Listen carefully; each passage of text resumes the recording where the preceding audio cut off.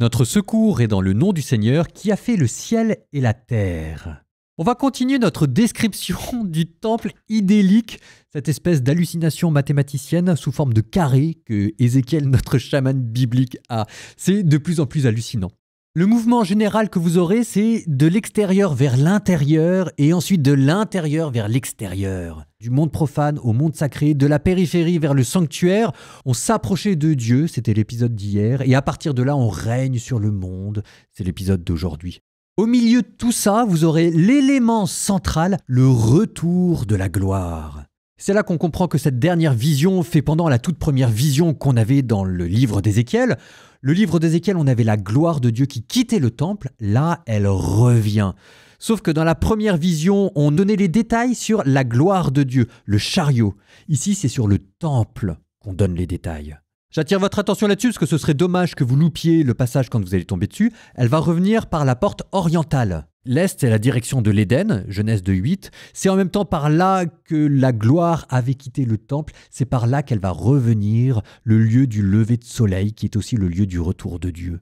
C'est aussi par là que Jésus est entré dans le temple de Jérusalem, ce qu'on appelle la porte d'or, ou encore la porte de la miséricorde. Ici, dans Ézéchiel 44, elle va être fermée, parce que le Seigneur Dieu y est passé. Sous-entendu, il n'y a que le Messie qui pourra la réouvrir. La lumière qui rentre dans le temple.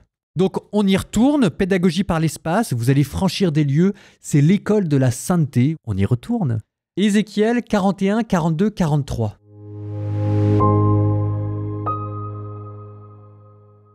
Il me fit entrer dans la grande salle, il mesura les piliers, d'un côté il y avait 6 coudées de large et de l'autre 6 coudées de large, largeur de l'entrée 10 coudées, paroi latérale de l'entrée 5 coudées d'un côté et 5 coudées de l'autre. Il mesura la longueur de la salle, 40 coudées, sa largeur, 20 coudées. Il entra à l'intérieur et mesura le pilier de l'entrée, 2 coudées. L'entrée avait 6 coudées, les parois latérales de l'entrée, 7 coudées. Il mesura la longueur de la salle, 20 coudées, sa largeur, 20 coudées face à la grande salle, et il me dit « C'est le Saint des Saints ». Il mesura le mur de la maison, 6 coudées. La largeur de la construction latérale était de 4 coudées tout autour de la maison. Les chambres latérales étaient superposées, il y avait 3 étages de 30. Elles s'enfonçaient dans le mur de l'édifice des chambres latérales tout autour pour y être fixées, mais sans qu'elles soient fixées dans le mur de la maison. Ces chambres allaient en s'élargissant d'un étage à l'autre. L'augmentation était faite au détriment du mur, d'un étage à l'autre, tout autour de la maison, et c'est pourquoi l'édifice s'élargissait vers le haut.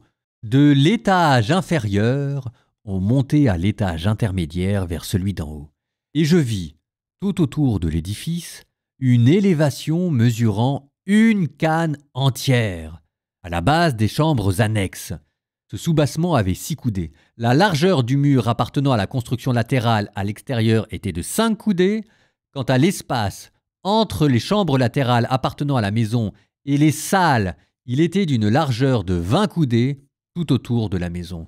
Comme entrée de la construction latérale vers l'espace laissé libre, il y avait une entrée en direction du nord et une autre en direction du sud. La largeur de l'espace laissé libre était de 5 coudées tout autour. Le bâtiment, qui faisait face au préau du côté ouest, avait une largeur de 70 coudées. Le mur du bâtiment avait 5 coudées de largeur sur tout le pourtour, sa longueur était de 90 coudées. Il mesura la maison. Sa longueur, 100 coudées. Le préau, le bâtiment, ses murs avaient 100 coudées de longueur. La largeur de la façade de la maison et du préau à l'orient était de 100 coudées. Il mesura la longueur du bâtiment du côté du préau qui est derrière, ainsi que ses galeries de part et d'autre, 100 coudées. La grande salle à l'intérieur, les vestibules donnant sur la cour, les seuils, les fenêtres grillagées, les galeries, tout autour sur les 3 côtés, face au seuil, étaient de bois, tout autour, depuis le sol jusqu'aux fenêtres, et les fenêtres aussi en étaient recouvertes.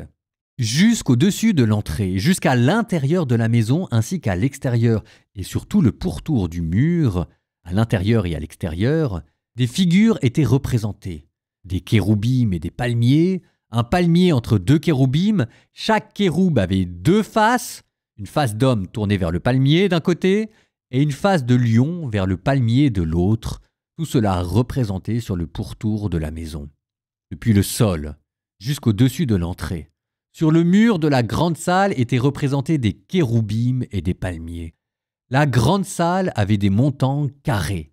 Devant le sanctuaire, ce que l'on voyait avait l'aspect d'un autel de bois, sa hauteur 3 coudées, sa longueur 2 coudées, ses têtes d'angle, son socle et ses parois étaient en bois. L'homme me dit, c'est la table qui est devant le Seigneur. La grande salle avait une double porte et le sanctuaire une double porte. Le porte avait 2 vantaux pivotants, 2 pour les portes et 2 pour l'autre. On avait représenté sur les portes de la grande salle des kéroubim et des palmiers comme ceux qu'on avait fait sur les murs. Un auvent s'appuyait sur les façades du vestibule à l'extérieur. Des fenêtres grillagées et des palmiers se trouvaient de part et d'autre sur les côtés du vestibule, sur les chambres latérales de la maison et sur les auvents. L'homme me fit sortir dans la cour extérieure en direction du nord. Puis il me fit entrer dans la salle qui est face au préau et au bâtiment, vers le nord. Vers l'entrée nord, la longueur de la façade était de 100 coudées et la largeur de 50 coudées. Depuis les 20 coudées de la cour intérieure et devant le dallage de la cour extérieure, il y avait des galeries superposées sur 3 étages. Devant les salles, une allée large de 10 coudées vers l'intérieur et longue de 100 coudées. Leur entrée était au nord. Les salles supérieures étaient plus étroites car les galeries empiétaient sur elles, plus que sur les salles inférieures et intermédiaires du bâtiment. Ces salles formaient 3 étages et n'avaient pas de colonnes semblables aux colonnes des cours. C'est pour cela qu'il y avait un rétrécissement par rapport aux salles inférieures et intermédiaires en partant du sol. Le mur extérieur correspondait aux salles et en face d'elles, en direction de la cour intérieure, avait 50 coudées de long, car la longueur des salles vers la cour extérieure était de 50 coudées. Par contre, face à la grande salle, elle était de 100 coudées. En dessous des mêmes salles, débouchait l'entrée orientale y donnant accès depuis la cour extérieure. Sur la largeur du mur de la cour, en direction de l'Orient, face au préau et face au bâtiment, il y avait des salles avec un chemin devant elles. Elles avaient le même aspect que les salles qui étaient en direction du nord, même longueur et même largeur, même sortie, même ordonnance et même entrée. De même, pour les entrées des salles qui sont en direction du midi, on y accédait par une entrée à l'extrémité du chemin, face au mur de protection situé en direction de l'Orient.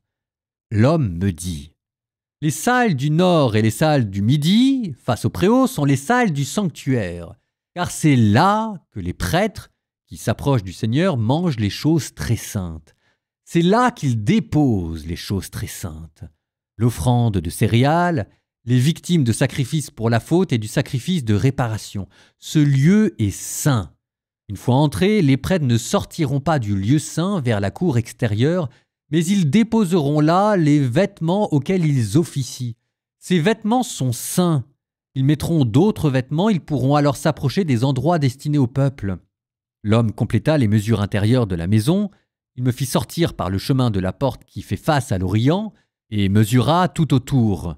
Il mesura du côté de l'Orient avec la canne à mesurer, 500 coudées, d'après la canne à mesurer. Il se tourna et mesura du côté nord, 500 coudées d'après la canne à mesurer. Il se tourna et mesura du côté du midi, 500 coudées d'après la canne à mesurer. Il se tourna vers le côté occidental. Il mesura 500 coudées d'après la canne à mesurer. Il mesura l'ensemble sur les 4 côtés. La muraille tout autour était de 500 sur la longueur et de 500 sur la largeur. Ce mur séparait le saint du profane. L'homme me conduisit vers la porte, celle qui fait face à l'Orient. Et voici que la gloire du Dieu d'Israël arrivait de l'Orient. Le bruit qu'elle faisait ressemblait au bruit des grandes eaux, et la terre resplendissait de cette gloire. Cette vision ressemblait à celle que j'avais eue lorsque le Seigneur était venu détruire la ville. Elle ressemblait aussi à la vision que j'avais eue quand j'étais au bord du fleuve Kébar. Alors je tombai face contre terre. La gloire du Seigneur entra dans la maison, par la porte qui fait face à l'Orient. L'Esprit m'enleva et me transporta dans la cour intérieure. Voici que la gloire du Seigneur remplissait la maison, et j'entendis une voix qui venait de la maison, tandis que l'homme se tenait près de moi.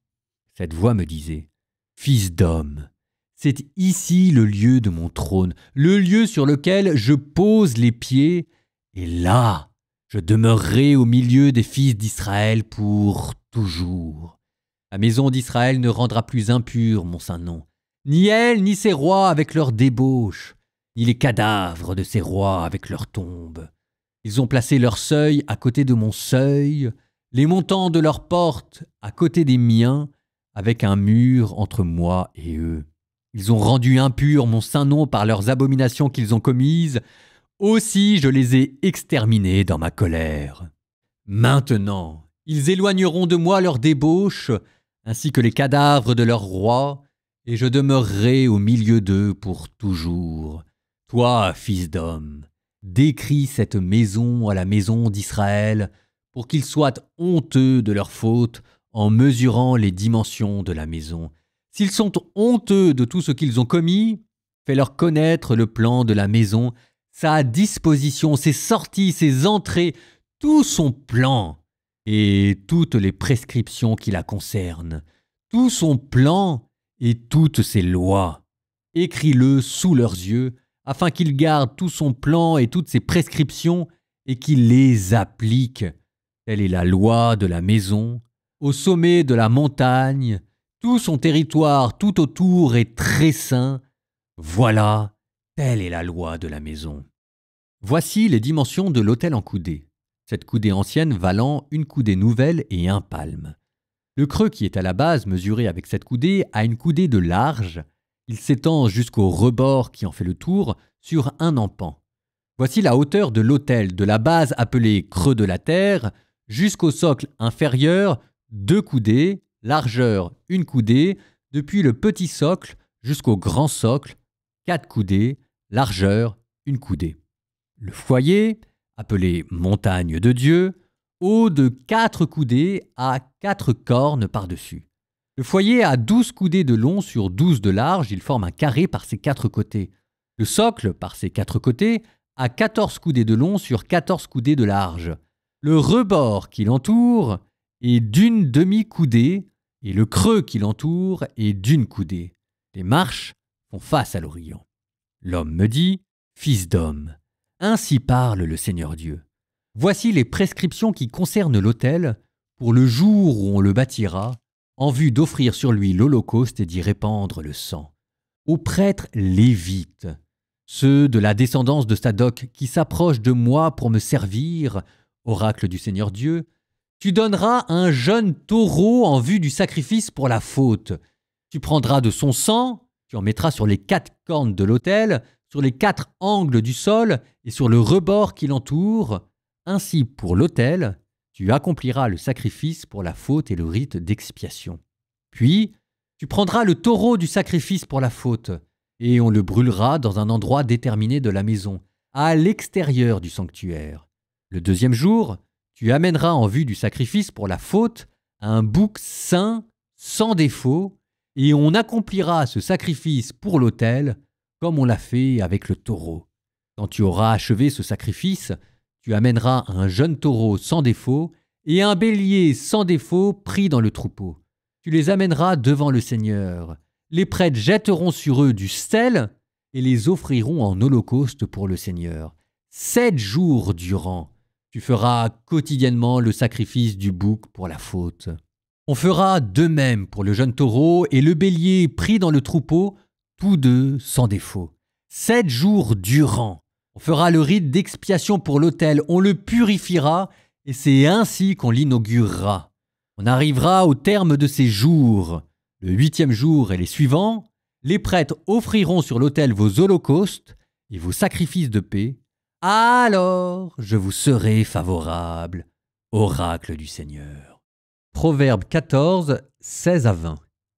Le sage craint le mal et s'en détourne. L'insensé fonce plein d'assurance. L'homme impatient fait des sottises et l'intrigant se rend odieux. Les naïfs ont en partage la bêtise, la science et la couronne des gens avisés. Des mauvais s'inclineront devant les bons, des méchants attendront à la porte des justes. Un pauvre est rejeté, même par son ami, mais il y a foule pour aduler un riche.